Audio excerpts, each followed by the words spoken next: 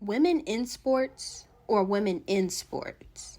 The stories of how female sports are not being provided with the proper amenities and same opportunities as male sports. Created by Kayla and Eden. Summary. My topic focuses on gender inequity between female and male sports within the school system, specifically within high schools, Providence St. Mel, and De La Salle Institute. We chose this topic for our project because not only is it a significant topic that does not get as much recognition as it should, but we were inspired by a conversation amongst a group of girls in a Spanish 3 class about this particular issue. This conversation was very in-depth and motivated us to conduct interviews with classmates and address this issue further. This conversation was very touching because it allowed us to see other girls' perspectives on the issue and how well we felt empowered in this solidarity. For instance, the boys have more than one weight room, new basketball uniforms, access to the gym for as long as they want, and are able to purchase snacks of their choice. However, with the girls' sports, they have to use the same uniforms from prior years, do not have as much access to the gym for practicing, and no exercise room of their own. This unjust treatment has to be fixed in order to ensure there is fairness across the board between girls' sports and boys' sports. This topic is connected to the Equal Rights Amendment because it addresses the issue of equality for women who are often underrepresented and not receiving their credit where it is due. When creating this project, we learned that we are not the only girls that notices unfair treatment between female and male sports. One solution to this issue would be to gain coverage of this issue within the media, bringing more awareness and allowing female athletes to feel encouraged and supported rather than objectified and criticized by their male counterparts. Women are often seen because of their physical appearance rather than their skill or work ethic. This has to stop somewhere. It stops now. Interviews. Ogechi, class of 2022, senior, now college freshman. Layla, class of 2023, junior, uprising senior. And now some quotes from Ogechi and Layla. Ogechi, it's hard for you to feel like you are supposed to be there. Layla, just because of their success, we should not take attention away from the girls' teams. Ogechi, there is a lack of morale for girls' sports and a lack of community for girls' sports in general. Layla, how are we as girls supposed to go to state when our equipment is either old or not there? We really enjoyed interviewing Ogechi and Layla for the project, particularly for this issue because they both have amazing perspectives on the topic. Ogechi and Layla are also amazing student athletes. Interviewing these wonderful ladies was very inspirational, and their personal narratives are very significant. Let us all continue this conversation. It does not stop here.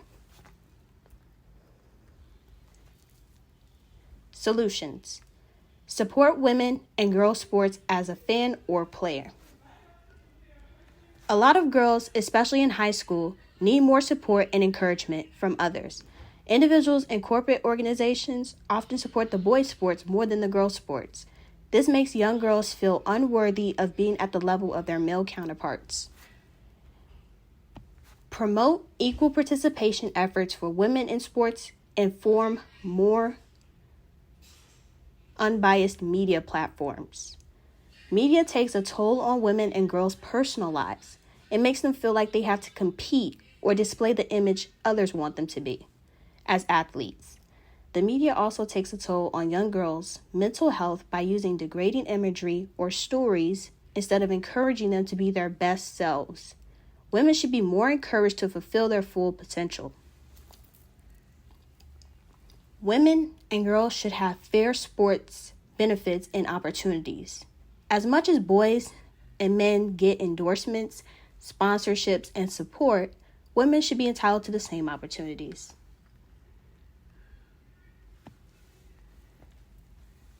How will the ERA, Equal Rights Amendment, affect the issue of gender inequality in high school sports.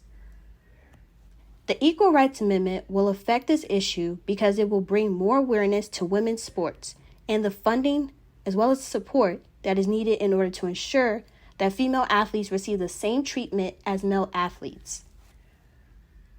The ERA can crack down on the stereotypical aspects of how women are viewed in different sports and create a safe space for women to advocate for their rights within the same professions as men.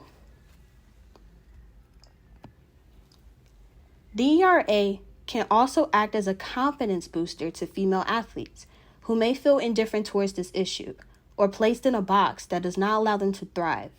The goal should be to establish a national support system that can provide the necessary resources for women to be able to establish stronger mental and physical health.